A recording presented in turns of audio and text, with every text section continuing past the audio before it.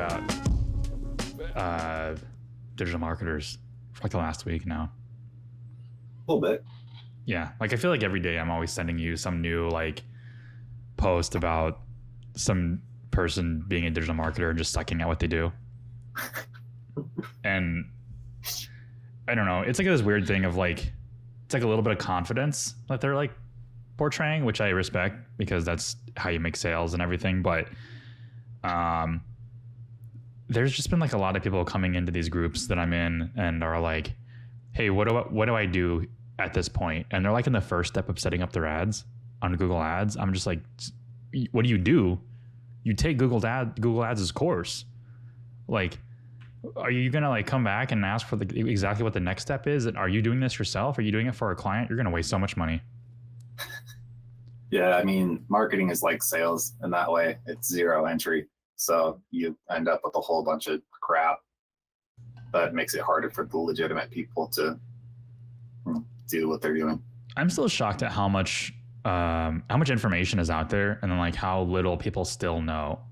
I'm like, are you kidding? Like, I guess I just don't understand the whole, asking about things that were dead 10 years ago. And like being in an SEO group, because it's like, why do people join the SEO group? Like, why do people join agency groups if like they don't know anything about being in an agency? I mean, honestly, I don't know because I didn't join any until you were like, hey, you should join these groups. So I'm a terrible example because I have no idea why people do those things. The times that I've done it, though, like where I've seeked them out is because I had an advanced question. So this is the problem is I have an advanced question for people who really have to be deep in it to know what's going on. And I post it and I get no response at all. And I would have just been better off contacting somebody I know personally. And they'd probably say the same thing. And the answer is that none of us know. So somebody's just going to have to take a shot and see how it goes, and that there's no real great way. Because like you said, the basic stuff is all out there. It's the heavy stuff. And then those groups aren't great places to do those sorts of things because they're full of newbies who don't know what they're doing. I've noticed the more advanced people are on LinkedIn. They're on there's Facebook, which is like the people who don't know anything. And then like they're in these SEO groups of people who sell SEO products, or like SEO courses. And then there's like LinkedIn, which is actually communities of agency owners who know what they're doing, at least to some degree. But then there's like other forums like Barry Schwartz follows. And sometimes like I think about joining those, but that's a whole process for me. And then like I never have really advanced questions. Yeah, it's pretty rare. I mean, I think of one of the ones that I ran into recently was setting up custom events for GA4.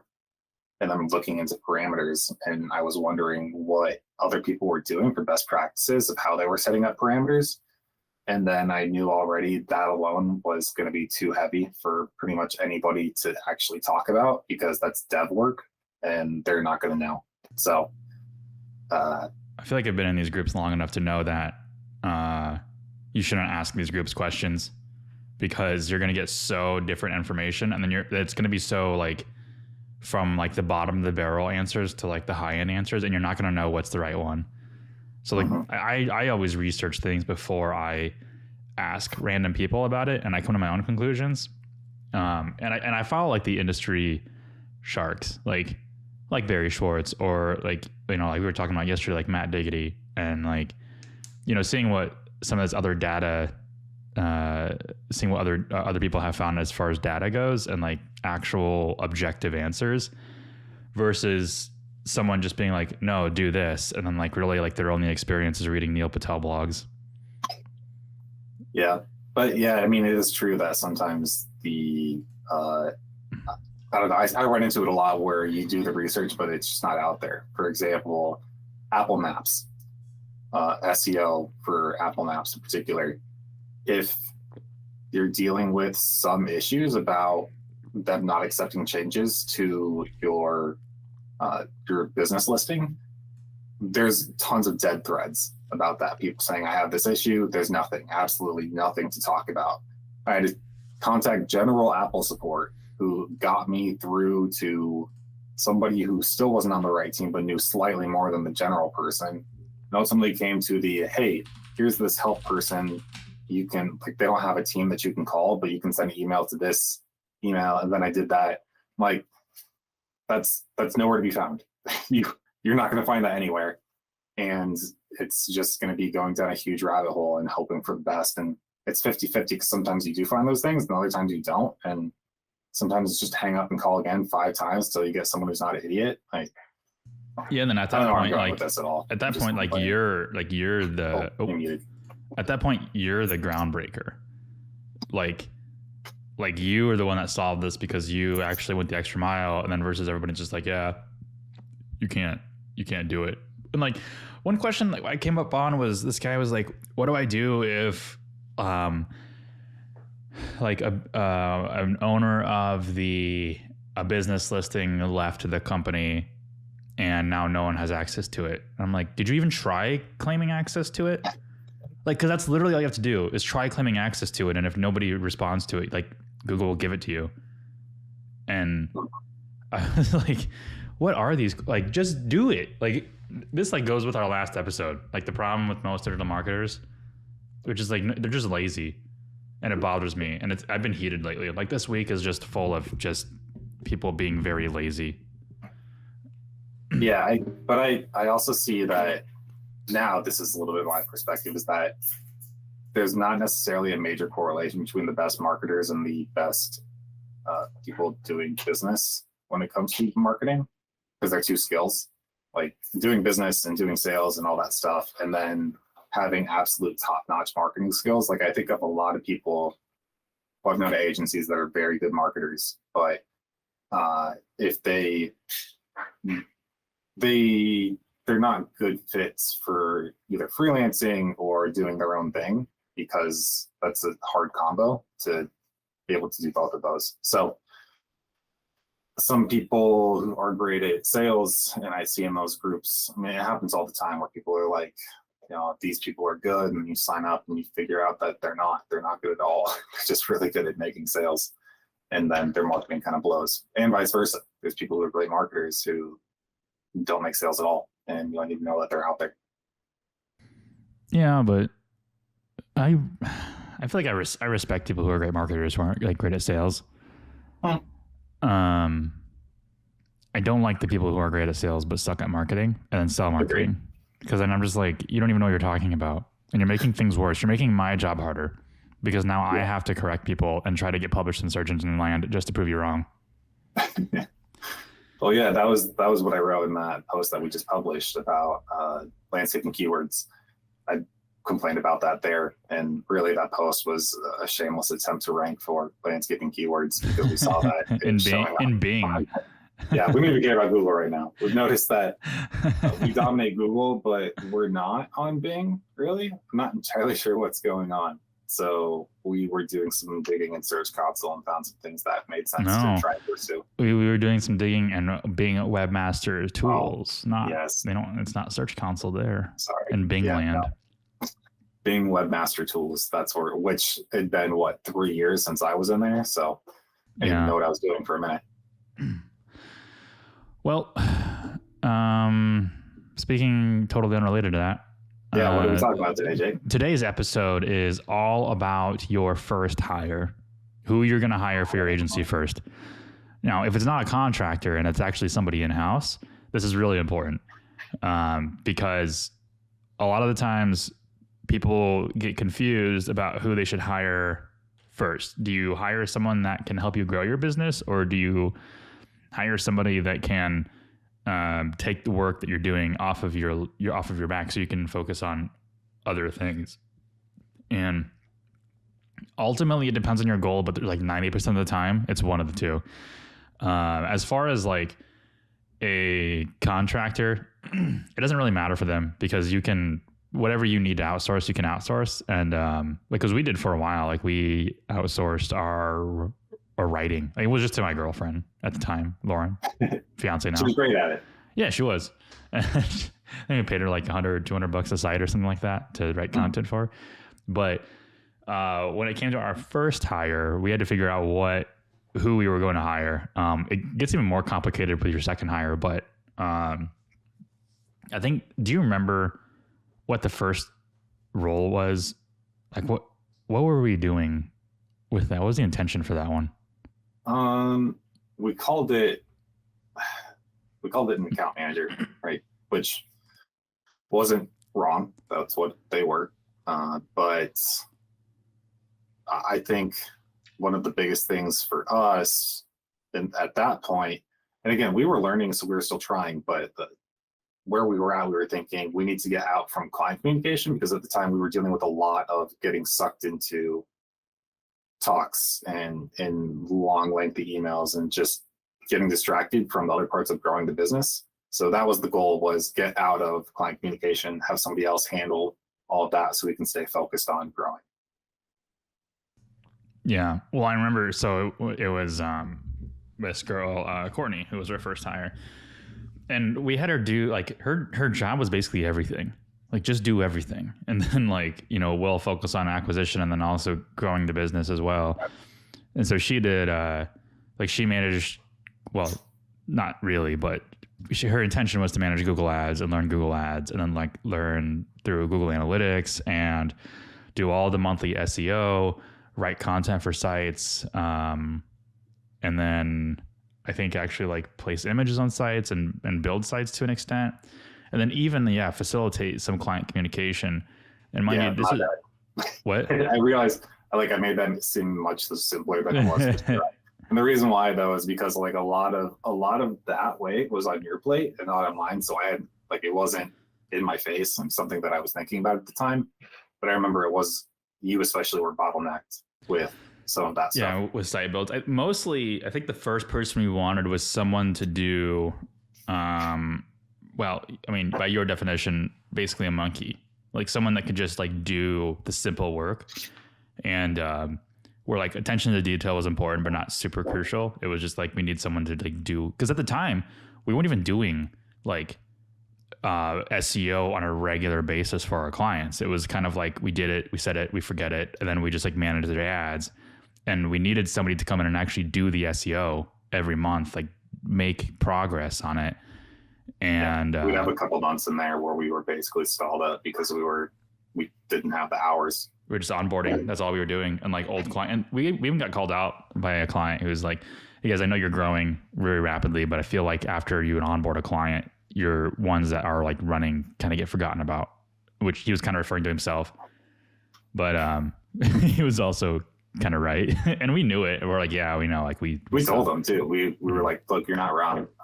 We're actively working to address and fix this. But it's also part of value building, right? With a productized service.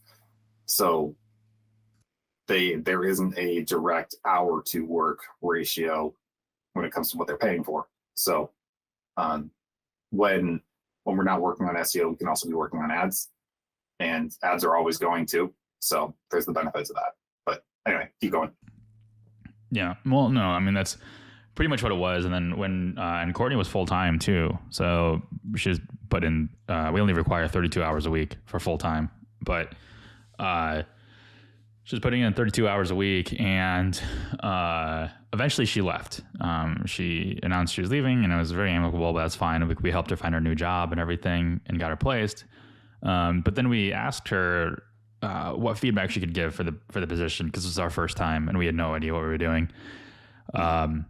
And since this was her very first job, she did give us actually really good feedback. And it was, if you expect this person to do all of these things that you've asked me to do, it should either be two people or it should be someone with experience.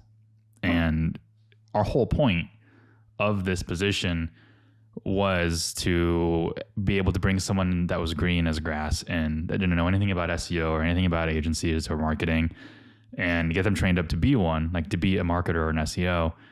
But throwing Google Ads at her, Google Analytics at her, just reporting, and then SEO and PPC, it was just a lot to handle. It took a year to get her trained. And we don't have processes documented yet.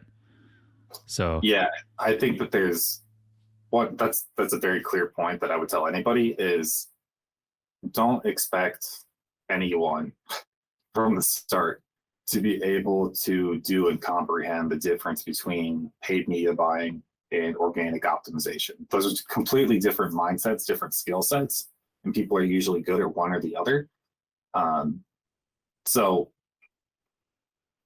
people who do SEO, and I don't want to typecast them too, because there's, you can have different sorts of people doing different skills, but you have a lot more creatives, who like writing and just tinkering and playing with things.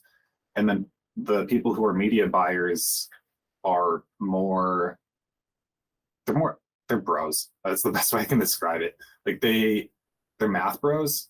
So they either like math or they just don't want to spend as much time on ad creative. Because you think about a search ad and it's not hard. It's a little sprint, whereas SEO is a lot more marathoning when you're writing content and that sort of thing. So to try to expect one person to do both of those things well is unrealistic. And if you do have a new person too, I mean, I think give them opportunities with both and find what they feel most comfortable with. But yeah, you'd have to really get a home run to get someone, and it's just not reasonable to think it's going to work out that way. And that's what we found out too. Yeah. Hey, what mic do you have for your Google Meet on right now? I think it's the Shure. I feel like that's your OBS mic. What's your Google Meet mic? Let me check. Audio. Oh no. I was like, you kind of sound like shit. Yeah. It's okay. It's okay. It's not any worse than like your cabin mic. Oh, you sound so much better. Okay. Jeez, I feel bad now.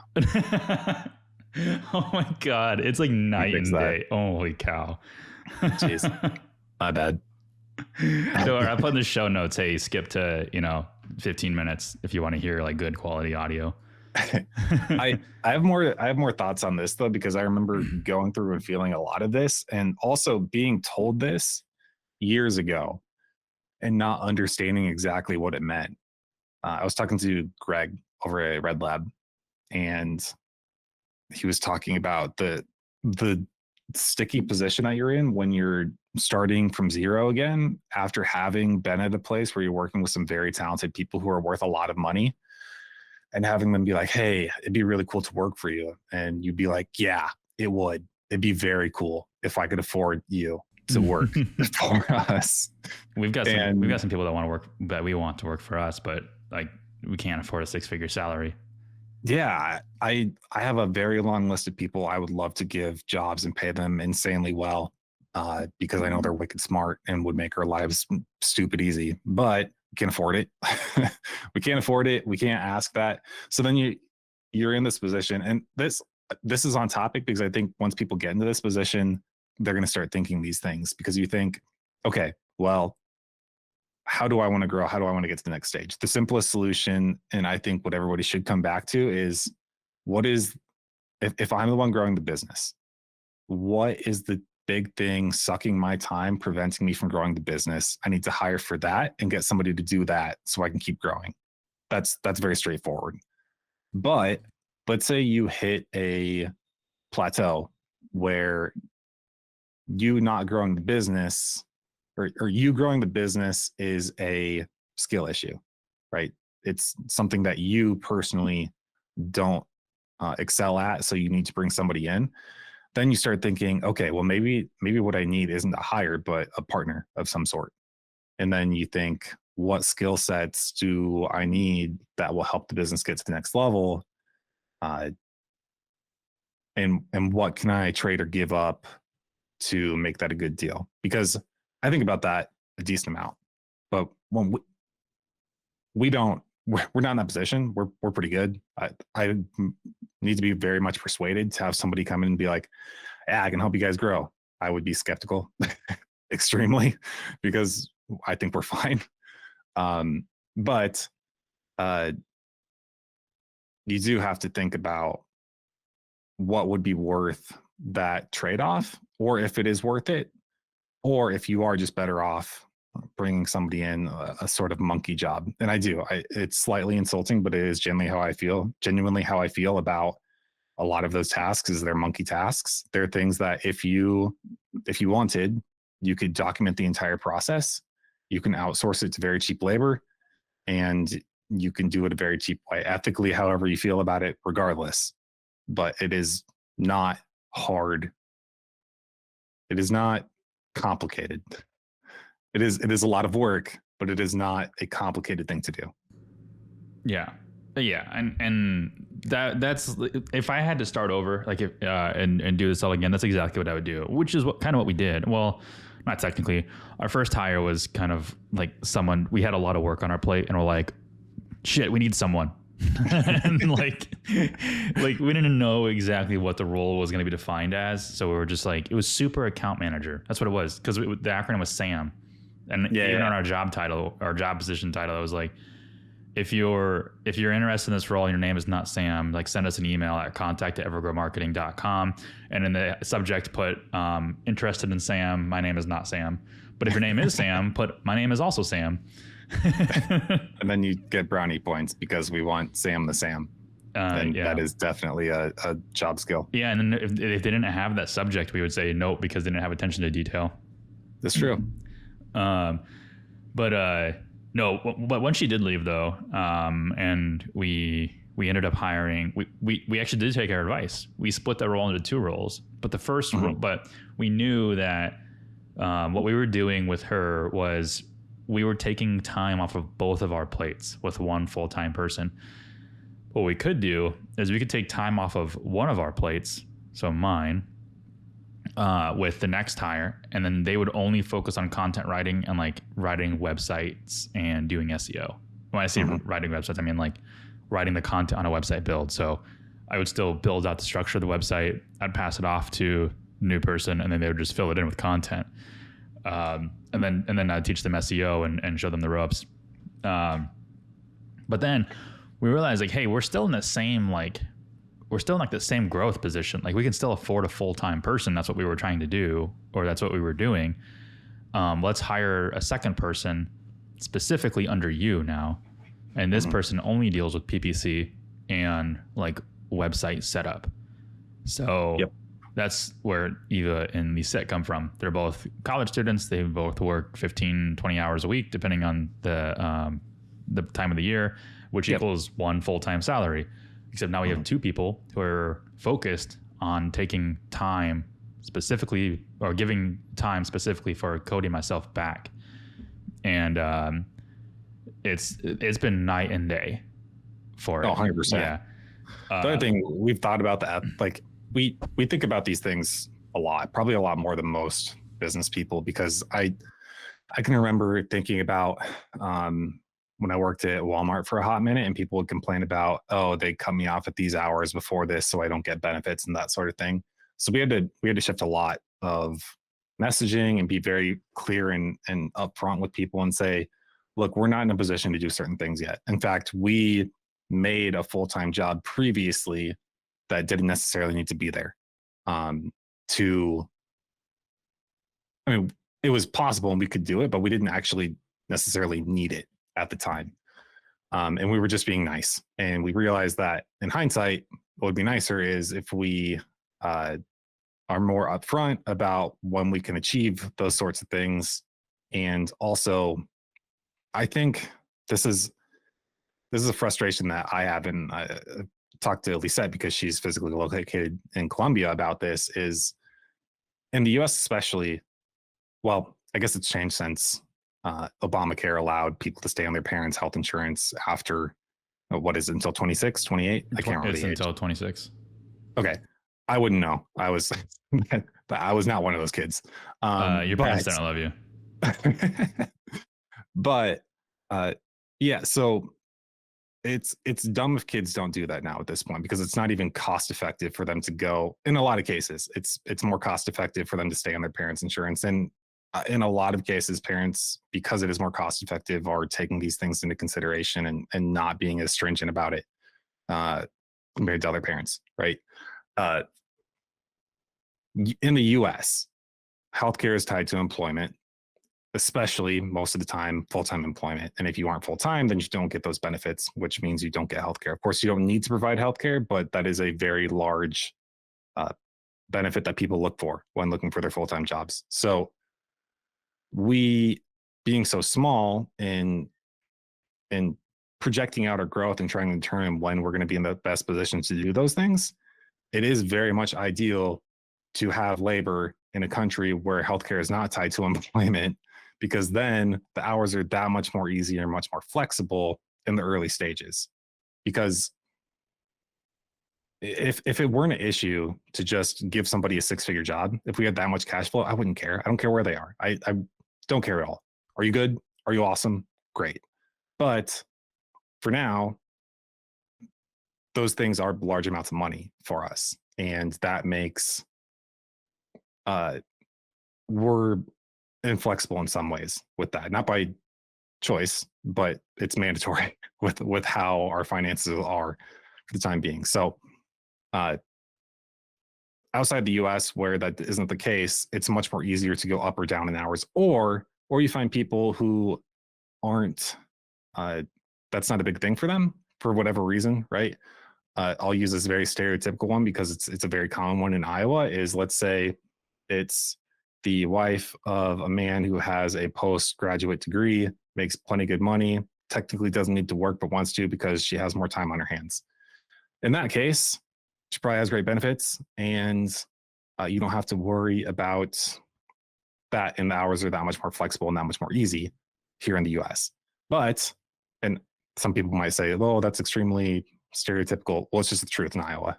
That's a very common thing. It's just something that people run into all the time. So yeah, these are all, this is like way more than the topic we originally were going into, but they're all things that as you get into it, you are forced to think about and make personal judgment calls and also business judgment calls at the same time, because you realize there are some things that you just want to make a personal priority of, but yeah, I wanted to I'll shut up for a minute. Oh, finally. I wanted to kind of flip the industry on its head, and I mean, not like, it sounds cliche to say that, but I want to have good benefits. I want to have good pay. I want to have 3-month maternity leave and 3-month paternity leave. Like, I want both men and women to stay home and take care of their newborn, because that's just something that's not granted in the US. And I want to be the agency that gives people a life. And it's just because you and I both worked at agencies that just ripped it away from you. And we're like, no, this is what you're doing for your life. And it also sounds like very like virtuistic, but like, ultimately, this is what I want. This is why I built this agency, and I want people just like me in this agency. And it goes back to kind of like we did ask ourselves the question of, hey, what kind of person do we want to hire? And I think I said I was afraid to hire someone like me, because someone like me is someone who works at an agency, learns it, and then leaves and does their own thing. Which is exactly what I did. But I think you reminded me that I left and did my own thing because I wasn't happy at the agency. And I am very like entrepreneurial in that I want to build my own book of business and manage my own book of business. But there's a lot of people out there who aren't that way. They're very they're very entrepreneurial, but they need to work within a frame. They can't build the frame themselves. And it does, it makes sense, because I think even like Courtney was very entrepreneurial. Like she wanted to kind of manage things her own, and she's got her own photography business. But I think we kind of saw her as being working with inside the frame, but I think she wanted to build her own frame. And that's fine. And you're going to run into that. But when you find people who are like you, like-minded like you, who love the business and want to grow the business, but don't want to build their own. Trust me, there's lots of people out there that are like that. We have a friend that we want to bring on the show that's very that was like that. He started his own agency after working at one, and now he's back at an agency because he likes that better. That's really important too. And like, I talked to Lauren a lot about this too. When we first started dating, her dad was an entrepreneur, and she wanted no part of that lifestyle just because of how much he worked. And she's warming up to the idea now, but she still likes coming into something with structure and then just making that better. So taking what somebody else built and then making that better. And I've been like that a lot my entire life. I still am that way. I don't like building things from the ground up. It takes too long. I really like it. Well, not from complete zero, but I like making my own life crisis of getting things to the point where they're amazing, and then I feel worthless. I'm like, oh no, I just have to sit here and deal with my success. It's terrible. It's awesome. I love it. But so who you shouldn't hire though is somebody who, this was kind of a thing that I think I briefly mulled over, which was if we focus on SEO and PPC and don't have much experience in like social, do we hire someone that can handle social? And then Cody and I can manage PPC and SEO. That way we kind of grow the business laterally with a third person to handle that. But that doesn't like reduce the bottleneck that you and I are having. All that does is going to create more work because we still have to facilitate the social aspect of that. And they just execute it. So that's something that really, really important to think about is if you hire somebody, are they going to be doing things that you are already doing? And if they are not, you probably shouldn't hire them, or consider bringing them on as a partner to help you grow. This is exactly what Cody and I did, which was I primarily focused on SEO. I didn't really have any PPC experience, or at least much with it. But I offered it as a service. And I wanted you to come on board because I needed your PPC expertise and you to execute those campaigns. At this point, it wasn't me hiring Cody. It was like, I need to partner with him because we need to grow this together and handle our own duties respectively. And then at a certain point, we can hire somebody to take the load off of our back.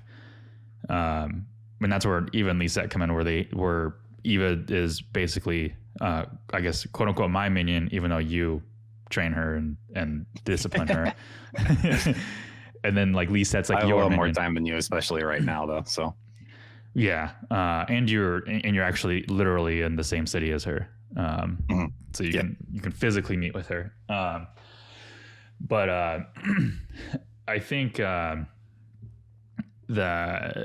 what was cool too is like when we hired Eva, we didn't need someone that was super,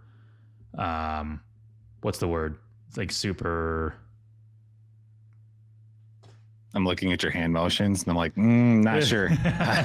I'm digging for it too. But they didn't need they didn't need a ton of attention to detail. Like, yes, that's important. Like attention to detail is important, but it wasn't as super important because we knew that the first hire was going to take the load off of my back. Yep. And the load off of my back when it's just content writing and things like that. It's not super attention to detail because you have things like Grammarly that just like catch things that like errors and stuff like that. And as long as you just use Grammarly, you shouldn't have a problem. And then also if there's a mistake, like the worst that's going to happen is the client's going to catch it and be like, oh, hey, this is spelled wrong. Can you change it? And then we just say, yeah, sorry. Whereas like when we were trying to find somebody for you, attention to detail was extremely important because 1-0 in your daily ad budget is enough to like break the company. And if you aren't paying attention to your PPC budgets, if you got to put in $10 a day and you put in $100 a day, that's a big chunk of money gone. And even like not even putting in zeros, but just forgetting to click a button, the turn off campaign button, or turn on campaign button. You've done this a couple times. And if you do this, like the person that we hire has to have attention to detail, because I've never met anybody who has more attention to detail than you, to the point it's annoying. Yeah, it is annoying. It's always funny though when I know things are gonna get bad, because I give you a heads up in advance. Like, Jake, things are gonna break. I'm snapping. I'm losing it. I got too much. I'm just letting you know. We're probably something's gonna go wrong, and it usually does. But it really does. You're like, oh hey, we forgot to turn off this client campaign and we spent $700. I mean, he's like, but then it's always followed up with like, I'm doing too much. It's the truth. But I wanted to go back. I really like what you said. And I've seen it multiple times now in several places. This idea of people wanting or believing or trying to bring someone in to do something that ultimately you're going to have to do yourself. It's I'm not saying it's impossible, but I think it's very unlikely, and it's very wishful thinking, and it's usually you're better off. I mean, we're not big enough yet to do this ourselves, to experience it ourselves, but I've also seen it where there was somebody plenty capable within the company of doing what they were hoping for, maybe not to the extent the full 10 out of 10 that they wanted it, but a solid 7 or 8 out of 10. And if they were given the opportunity instead, then it would have gone a lot better than trying to bring someone external and accomplish that sort of thing. So I think especially with college students, which most people are going to be early on, you're probably going to be dealing with, if you're not bringing in a partner, it's going to be young people early in their career that you can afford, or outsourcing to some sort of cheap labor place, wherever that is. And I think with college kids, you're building them at the same time.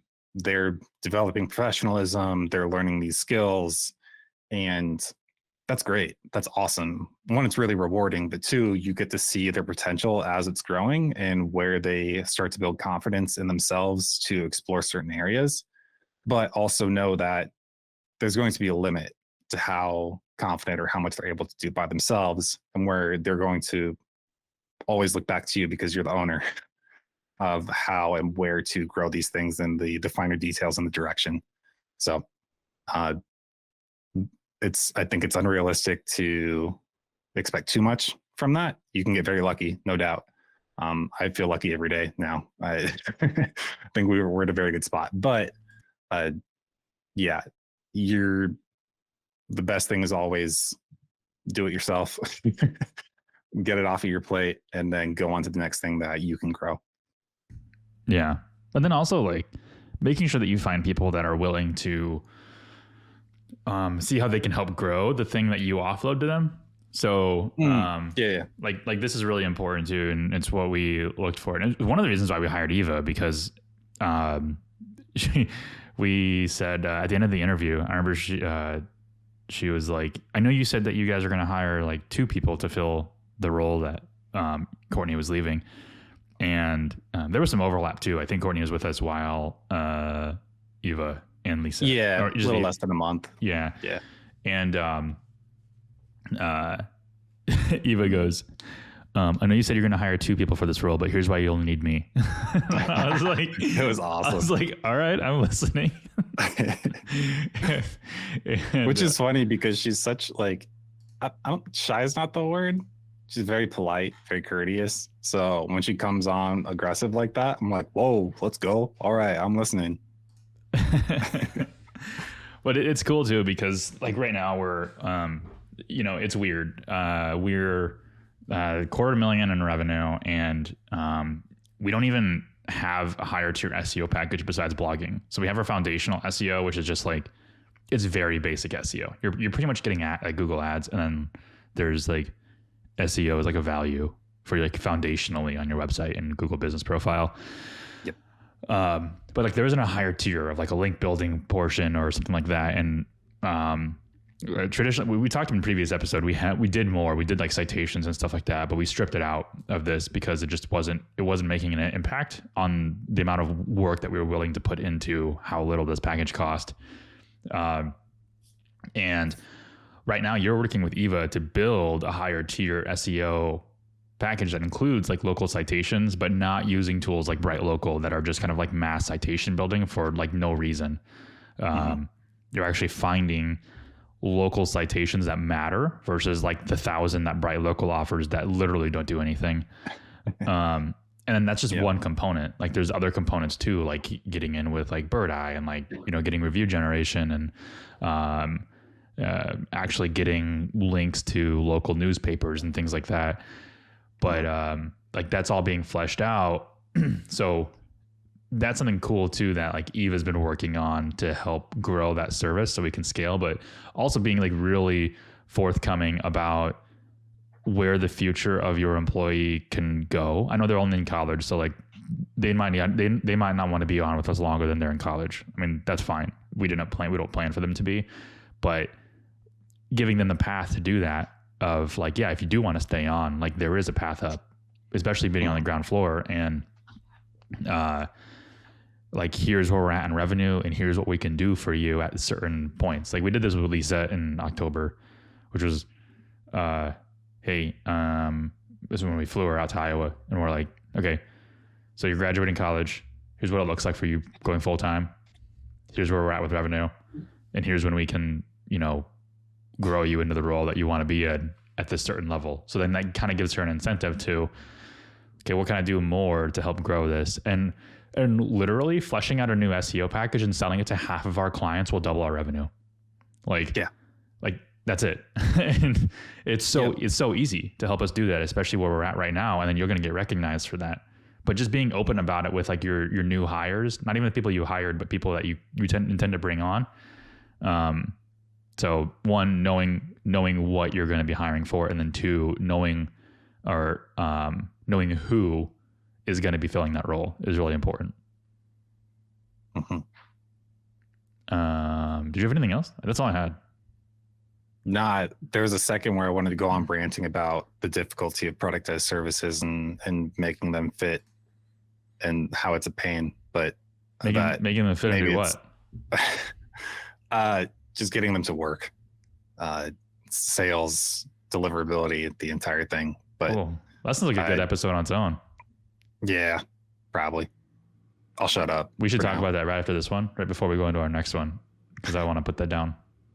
All right. All right, everybody. That's it. Thanks for listening. See ya.